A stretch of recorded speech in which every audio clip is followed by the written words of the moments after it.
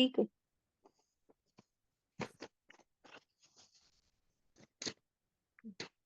ध्यान दे। हाँ, गुरुदेव कह रहे हैं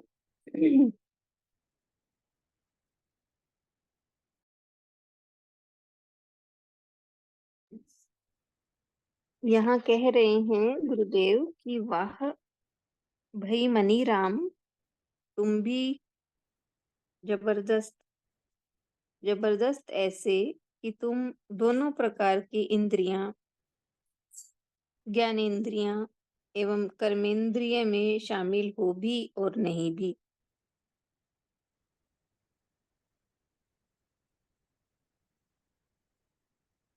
दोनों प्रकार की इंद्रियां, ज्ञानेंद्रियां और कर्मेंद्रिय में शामिल हो भी और नहीं भी। जब मन की मर्जी हुई, इंद्रियों के माध्यम से सुखानुभूति की और फिर इनसे अलग भी हो गए।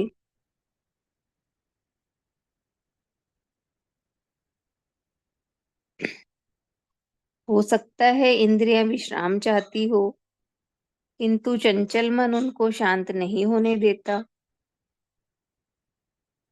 दूसरी ओर कर्मेंद्रियां कर्म करना चाहती हो, किंतु तुम कहे उठते हो आज तो मूड नहीं है। यानी एक पल में ही कहां से कहां पहुंच जाते हो, अपने चलाए चलते हो। इतने चंचल और गतिमान हो कि तुम्हारी गति के सामने वायु तो क्या, रॉकेट भी पीछे छूट जाता है। यह तो मन की अपनी ही मर्जी है कि आप गृहस्थी के झंझटों में रहते हुए भी उस बात को समझ पाएं या स्वीकार कर पाएं जो वास्तव में आपका मन चाहता है।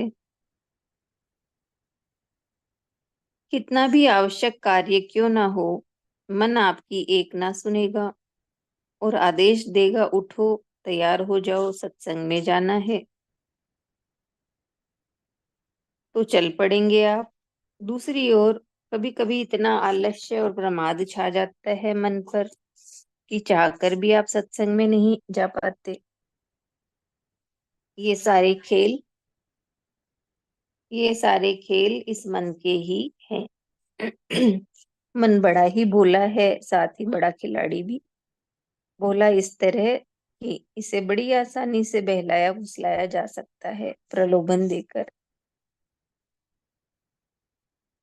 जैसे छोटे बच्चे को टॉफी का लालच देकर कुछ भी काम करवा सकते हैं, वैसी ही मन की स्थिति है। खिलाड़ी इस तरह ही अच्छे अच्छों को पटखनी दे देता है। मन जब मानने को तैयार ना हो और उसके साथ जोर जबरदस्ती से पेश आए कोई, तो ऐसा ढोंग करता है कि ठीक है, मैं फिलहाल तुम्हारी बात मान लेता हूँ। हम निश्चिंत हो जाते हैं कि हमने मन को समझा दिया, किंतु कुछ ही क्षणों बाद पाते हैं कि सारा किया कराया व्यर्थ गया। इतने दिनों का अभ्यास, इतने वर्षों का जब तब क्षण भर में ही मन के कारण नष्ट हो गया। विश्वामित्र का उदाहरण हम सभी जानते हैं। तो इस प्रकार मन भोला है तो खिलाड़ी भी है।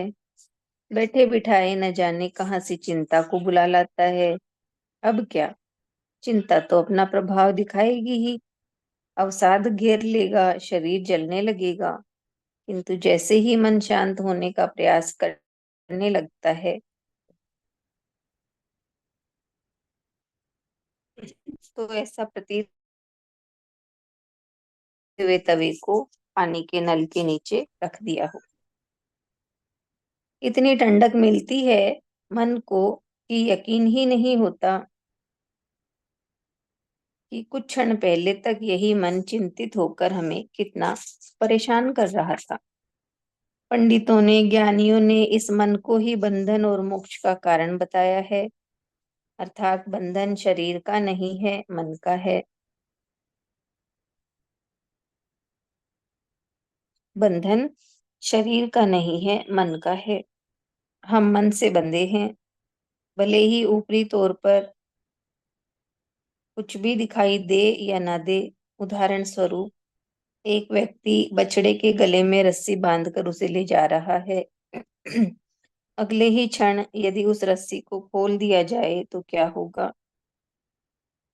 स्वाभाविक है, बछड़ा भागेगा, साथ ही उसके पीछे पीछे भागेगा वह व्यक्ति जिसने बछड़े को रस्सी से बांध रखा था।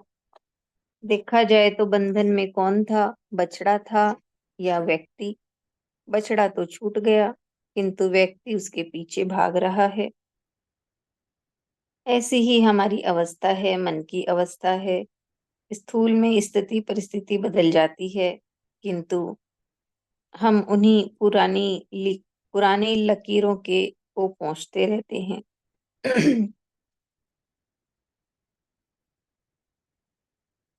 मन उन्हीं मान्यताओं के पीछे भागता फिरता है। अतः जब समझ में आ गया कि मन ही बंधन में है तो स्पष्ट है कि मुक्त भी इसे ही होना है। कब होगा मुक्त, कब मिलेगी इसको मुक्ति? जब सतगुरु की वाणी की चाहत जगेगी, जब याचक बनकर भिक्षुक बनकर उसके पास जाएगा और प्रार्थना करेगा कि हे प्रभु, मैं तो तंग आ गया इस चंचल मन के स्वभाव से। अब तो आप ही इस बछड़े को अपने चरणों के खूंटे से लगाओ, ताकि मैं निश्चिंत होकर भजन कर सकूं, आपकी वाणी का श्रवण कर सकूं, उसे अपने जीवन में उतार सकूं। इतना ही लेती हूँ।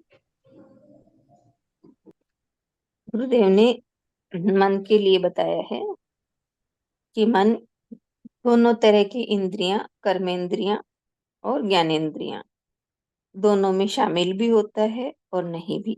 यानी जब मन की मर्जी होती है, सुखों को अनुभव सुख लेने की चाह होती है, तो वो इंद्रियों के माध्यम से सुख लेने लगता है और फिर इनसे अलग हो जाता है। और कभी हमारी कर्मेंद्रियां हैं, वो काम करना चाहती हैं, लेकिन मन कहता है कि आज मूड नहीं है। तो यानी मन अपने हिसाब से दोनों कर्मेंद्रिय और ज्ञानेंद्रियों को चलाता है। कभी इनमें शामिल हो जाता है, कभी इनसे अलग हो जाता है। और यही बताया कि इसकी गति वायु से भी अधिक तीव्र है। अगर ये मन चाहे सत्संग जाना तो 1000 घर के काम हो सबको छोड़ के चला जाता है। और कभी यही मन आलस्य प्रमाद में आ जाता है तो नहीं जाता सत्संग में। तो ये सारे मन के खेल हैं। और बताया मन भोला भी है और खिलाड़ी भी है, कि जैसे बच्चे को चॉकलेट देकर बहला लेते हैं, ऐसे ही मन भोला है। इसको किसी भी तरह से बहलाया फुसलाया जा सकता है। और खिलाड़ी भी अच्छे अच्छे, जैसे अच्छे अच्छे खिलाड़ी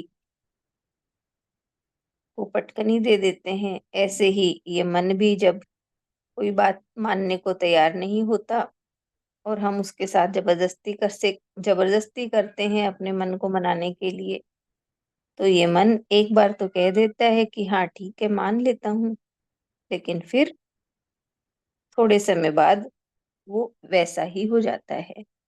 जैसे विश्वामित्र का बताया, कितने वर्षों जब तप किया, लेकिन बाद में वही उनके सम्मुख काम आ गया था। तो इस तरह से ये मन भोला भी है और खिलाड़ी भी है।